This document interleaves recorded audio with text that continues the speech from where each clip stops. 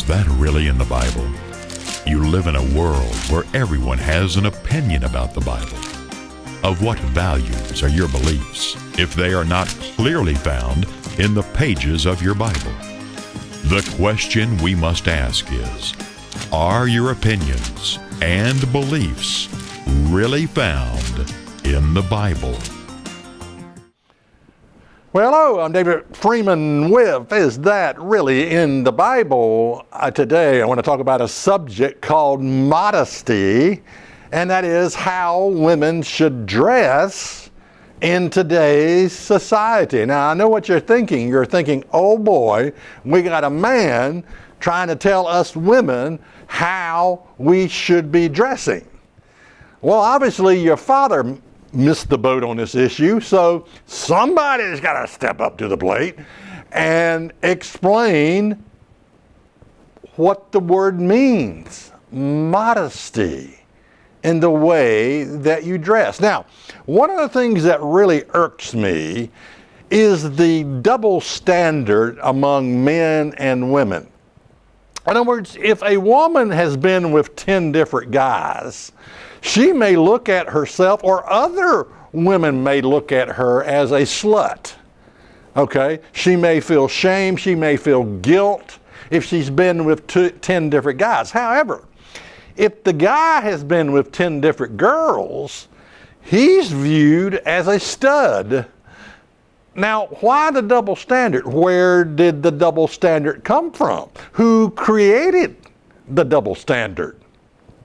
And let's ask a more important question, and that is, where did our concept of modesty go when it comes to our society? Because it's just not there anymore. You know, we live in a sexually obsessed society that leads to 50% of marriages ending in divorce, that has led to, it has been admitted that 50% of men in the ministry admit to some kind of an addiction with pornography.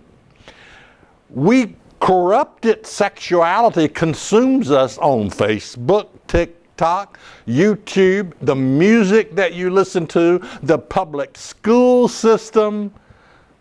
I mean, it's like if you go to the public school system today, it's like you're walking into a different world. I mean, where do people get these ideas from? So it's corrupted sexuality. The airways, TV, soap operas, our entertainment, books, articles, men's books, women's books. Our sexuality has been totally corrupted. If there is a reason men have a problem with lust, I'm just going to spell it out for you. It revolves around 3 words: lack of modesty when it comes to women's dress. Yeah, let me say that again. If there is a reason, a big reason, not just a little reason. Oh yeah, I know there's all kinds of things that goes on to the heart. I'm aware of men's addiction to pornography and all that. But if there is a reason you men have a problem with lust, it probably revolves around the issue of lack of modesty when it comes to women. Now, the definition of modesty is the quality of being modest. Freedom from vanity, boastfulness. Notice that. Freedom from vanity and boastfulness. Now, let's just stop right there. Houston, we have a problem.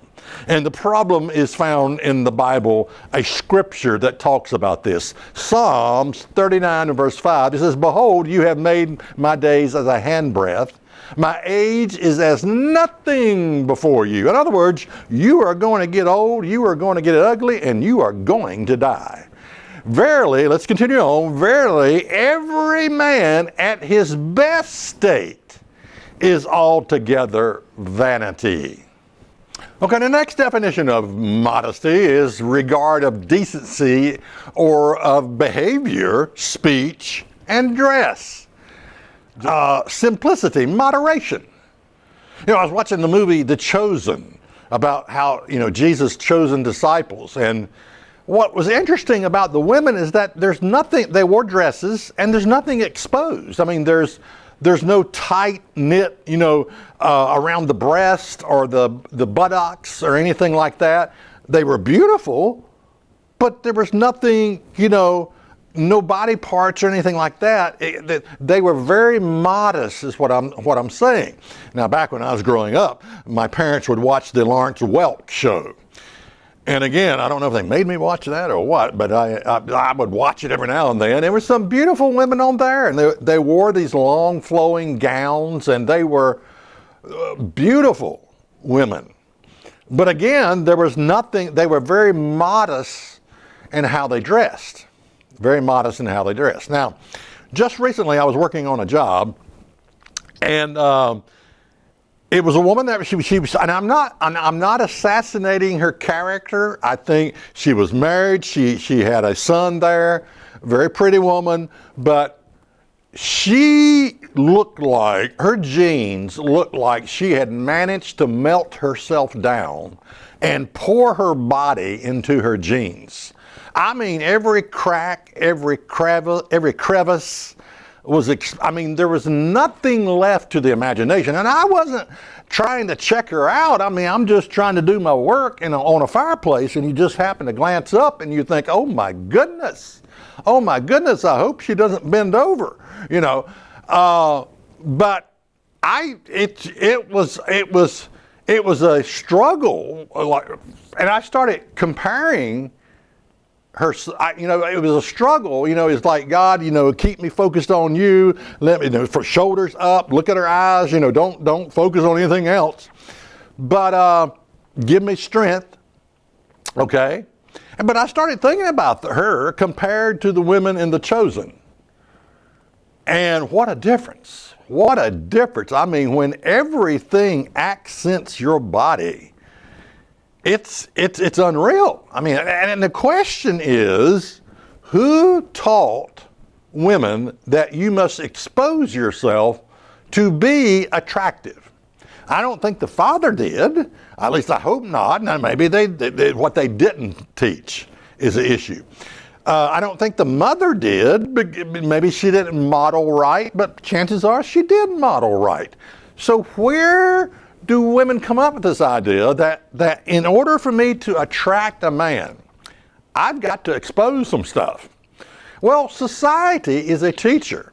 Society teaches us, and because of lack of brain cells, we have sheep mentality. Everybody else is doing it, I'm going to do it. Then you have the public school system. That is like a bunch of wild monkeys thrown in a cage or something. Anything goes at the public school system. And then another teacher, or lack thereof, is no knowledge of history. That it has not always been like that. That women at one time did dress modestly. And there was a lot of modesty in the way they looked. Not, every piece of clothing didn't accent some body part. Okay, buttocks, breast, whatever. There was a time in history, if you could go back far enough, where that was not the case.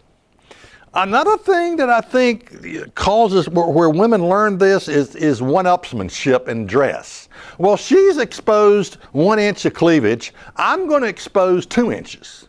And she's wearing shorts. I'm going to wear short shorts. And she's wearing short shorts, and I'm going to expose some cheek, whatever. It's one-upsmanship. A competitive and jealousy, one of the things that I have noticed, now I may be wrong, but I think women have a harder issue with this competitiveness, this one-upsmanship, and this jealousy when it comes to other women. Because, as a man, I don't know of any other guy I'm really jealous of. I don't care if the guy is prettier than me. I don't care if he's got more money. I don't care if he's got a nicer sports car, a nicer home. I don't care about any of that. It's just, I'm not in a competitive spirit with anybody or anything. But I think women have more of an issue with this and can be petty when it comes to competing against, in their mind, against other women, okay? And one-upsmanship. You know, well, she showed this, well, I'm going to show you a little bit more, okay? You ever, the beach, I think of the beach, okay? You want to see modesty, stay away from the beach, okay? A thong. You know, what is a thong? I mean, why does anyone want to see someone's rear end? You know, one minister friend of mine called it butt floss. You know, well, you floss your teeth, I guess you floss your butt. I don't know, I don't get it. I just don't get it. So what are instructions from the Bible? 1 Peter 3 and verse 3 through 4 says, the woman adornment must not be merely the external. In other words, we're not just worried about the external, the way we look on the outside, braiding the hair, wearing gold jewelry, or putting on apparel, but it should be the hidden person of the heart. Notice it's a heart issue, with the imperishable qualities of a gentle and quiet spirit, which is precious in the sight of God. You know, my wife has a gentle and quiet spirit. I mean, we're both quiet. And she's modest too. And I told her one time, I said, Tracy, if you talked a lot, I'd probably divorce you. I just couldn't take it, you know, if you did. But anyway, modesty in dress comes from modesty within. It's a way of thinking. It's a way you think about yourself, women. So before you look in the mirror to see if your clothes are appropriate, you need to look into your own heart and see what's going on in your heart. If your heart says, I'm just a slut, you will dress accordingly. If your heart says, I'm cheap and trashy, you will dress accordingly. If your heart says, I'm just a man pleaser, you will dress accordingly. If your heart says, I'm just an object for sexual gratification, you will dress accordingly. I want to ask you 3 questions, women. Listen closely. Number one, are you wearing certain clothes because you want to make other people notice your body? Number 2, are you dressing so that you purposely draw attention from men? Number 3, are you trying to look better than other women you interact with? Number 4, will the clothes you are wearing cause someone else to stumble? Now, as I look at our society, I would have to say, well, probably most women would answer yes to that question. Yes to all the above. Let's go through each one again. Let me explain them. Okay, are you wearing certain clothes because you want to make other people notice your body? Well, what other conclusion would I come up with? If I said, no, I don't think that's so, I'd be lying through my teeth. I mean, yes, that's what I see. Are you dressing so that you purposely draw attention from men? Well, let me ask you this way. Are you dressing so that you do not draw attention from men? Now, if you're married, why are you dressing to draw attention from other men? You know, if you're single, there's a right way to draw attention to you, and it's not by showing body parts, okay? All right. So there's a right way and a wrong way to go about this. Number 3, are you trying to look better than other women you interact with? Well, we already talked about one-upsmanship and jealousy among women and a competitive spirit. We've already discussed that. Number 4, will the clothes you are wearing cause someone else to stumble? I know I have been tempted to stumble with what I see, because today's dress among women, you see a lot. I mean, a lot. Okay, let's take a look at what Jesus said. Matthew 5 and verse 27. You have heard it said of them of old time, you shall not commit adultery. But I say unto you that whosoever looks on a woman to lust after her has committed adultery already with her in his heart. Now, a friend of mine said, well, that's impossible. And you know he's partly right. If there is no modesty in the way women choose to dress, this command by Jesus will seem next to impossible. It really will. A minister friend of mine talked about preaching a funeral at either Amish or German Baptist, and said that, you know, the woman's deceased husband said, not only did you not hug her, you didn't shake her hand. You didn't touch her. Now, where'd they get that from? You don't touch a woman. Well, they get it from the Bible. 1 Corinthians 7 and verse 1. Now, concerning the things wherein you wrote me, It is good for a man not to touch a woman. Now, obviously, it's not talking about touching your wife. And we don't have the other part of the letter. Now, concerning the things which you wrote unto me, you're reading someone else's mail, and half that mail's left out. I don't know the question they asked, but he said it's good for a man not to touch a woman. Okay? Now, have you ever met these what I call frontal breast huggers? You know, they're perverts, and they go around wanting to, and listen, women, if you think these guys are just full of compassion and concern for you, you're a very gullible woman indeed. Okay. Now, there are exceptions about hugging. My sister-in-law, when she lost her father, I was seated beside her, and she just broke down, and I held her, and she cried like a baby, because she was so very close to her father, and so I gave her comfort. Another time, I was driving down the road, and a young girl had wrecked her car, and I got there just at the time, and I said, "Are you okay?" And she said, "Well, I think so." I put my hand on her shoulder, and she just broke down, and I held her, and I said, "Look, you can get in my truck. The truck's warm." It was cold outside. "The truck is warm until your father gets here." But usually I don't hug women, If I do hug a woman, it's like a shoulder hug, like this, okay? But these guys who are just, getting their rocks off by hugging, I tell you what you need to do, guys. Listen, you know the type of guy I'm talking about, the frontal breast hugger. You're in the funeral line, and here he comes, He's so brokenhearted about your wife or whatever, just lost her, whoever, You just need to say to the guy, "Look, yeah, if you want to frontal breast hug my wife, you can, but afterwards you're going to be missing a couple of teeth, You got the guy in the casket laid out dead, and you got another guy in front of you. You just cold-cocked and knocked him out. Now, you might get thrown out of the church. People may not like you. The minister may not like you. You might get excommunicated from your church. But look, you can come here. I'll give you a trophy for doing something like that, for pity's sakes. The frontal breast hugger I knew was a pervert, an absolute pervert. And, I do believe that godly women have a sixth sense about, they can pick out these creeps. But several of the women in the family said, "This guy creeps me out."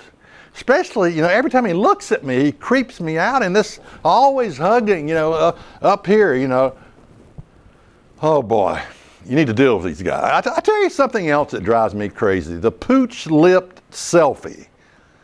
I think about the first girl that must have come up with this. What was going through her brain? Was there a brain for anything to go through, is my question. And look how it's escalated. Everybody, grandma's doing it now. This pooch lip selfie.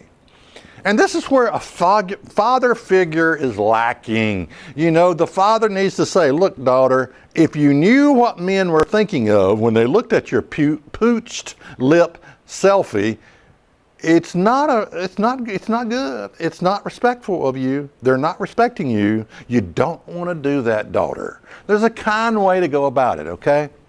To teach your children well. Okay, we're talking about modesty. All right, if you're exposing your buttocks and breast, you're going to draw the perverts, okay? "Well, I can't find a good man."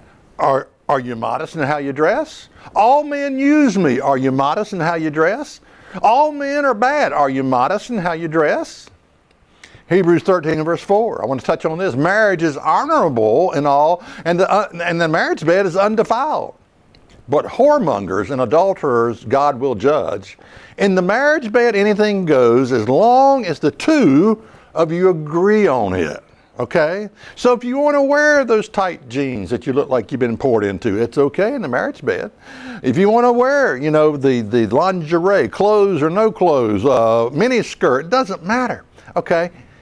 As long as the two of you agree on it. Okay? But there is nothing wrong with looking sexy as long as you understand the arena looking sexy belongs in. It belongs in the marriage bed. Think about the word sexy. What's the first three letters? Sex.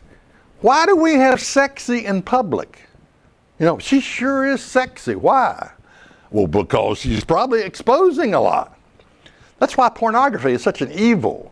It takes sexy and puts it where it does not belong. It exploits sex. It says, look, come and see what I'm doing. You know, listen, guys, if you're looking at pornography, you're stupid. It's about body parts. Penises, buttocks, breasts, lips. You got an idol, okay? You got idols, and you got body parts for idols. It's stupid, okay? Now, some advice for men when it comes to temptation.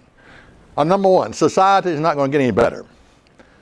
I'm not gullible enough to believe that one sermon is going to change women's hearts when it comes to modesty, okay?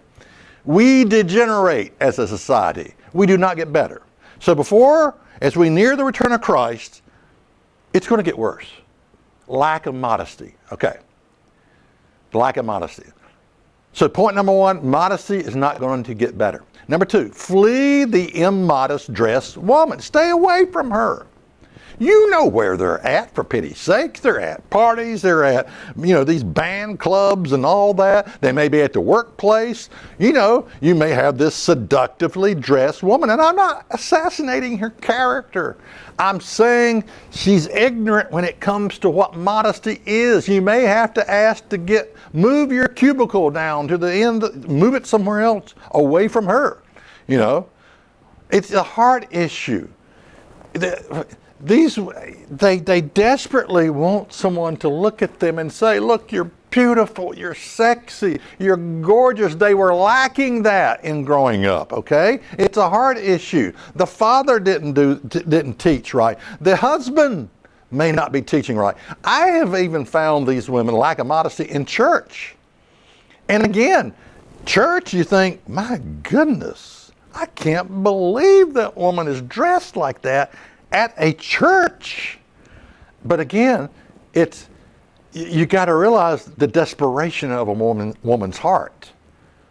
Please, I want somebody to notice me. Please, I want someone to notice I'm beautiful. Please, I want someone to notice that I'm sexy.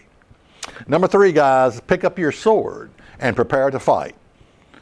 Today, I'm going out into the world that lacks modesty when it comes to women's dress.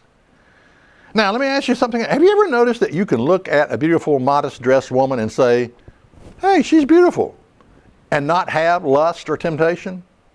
On the other hand, you can look at a beautiful woman who doesn't have modesty, who is exposing certain things, and you have a hard time keeping your focus. Think about the difference between those two. What makes the difference? One is modest, the other is not. That's what makes the difference. Now, maybe the guys, it says, look, I don't care if she's modest or lacks modesty. If she's beautiful, I have a problem with lust.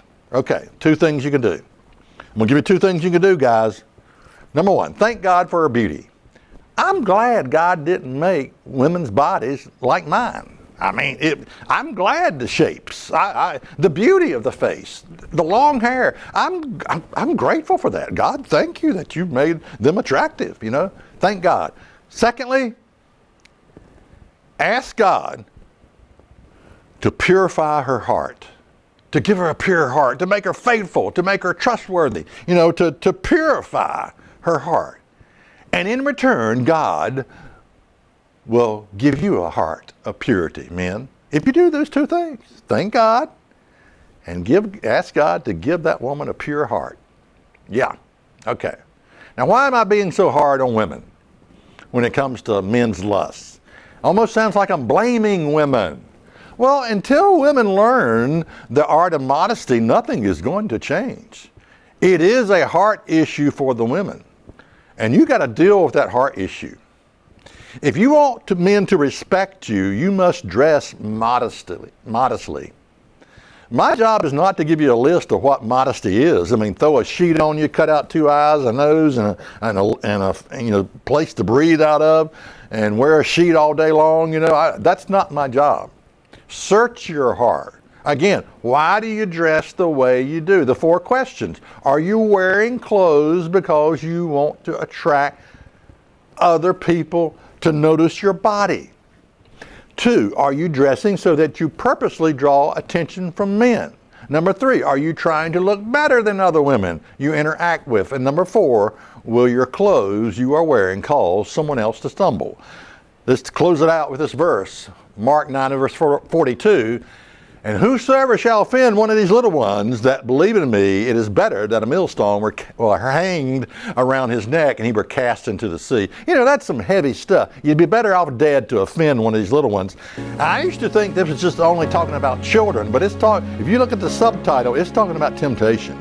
Any type of temptation. The little ones very well may be the men you are trying to attract into your life the wrong way.